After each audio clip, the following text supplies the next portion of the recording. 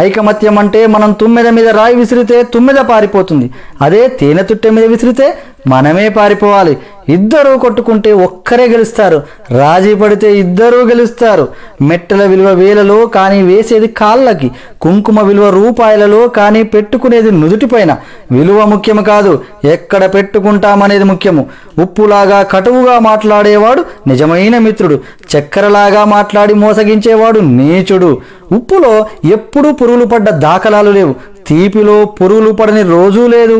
ఏడుస్తూ ఈ లోకంలో అడుగెడుతావు, ఏడిపిస్తూ ఈ లోకాన్ని వదిలి వెళ్ళిపోతావు.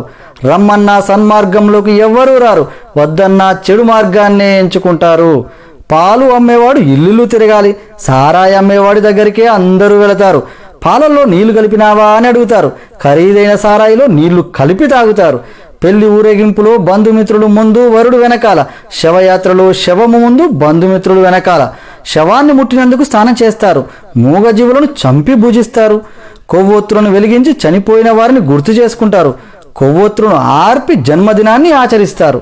హే మానవా, పుట్టినప్పుడు జాతకము, మధ్యలో నాటకము, చావగానే సూతకము, అయినా ఆగదు జనుల మధ్య కౌతుకము. కష్టమొస్తే భగవంతుని కొలుస్తావు, ఆయన నీకు రాబోయే కష్టాన్ని ఆపడు. నిత్యం స్మరిస్తే కొండంత కష్టాన్ని గోరంత చేసి సులువుగా దాటే శక్తి నీకిస్తాడు. కష్టాలు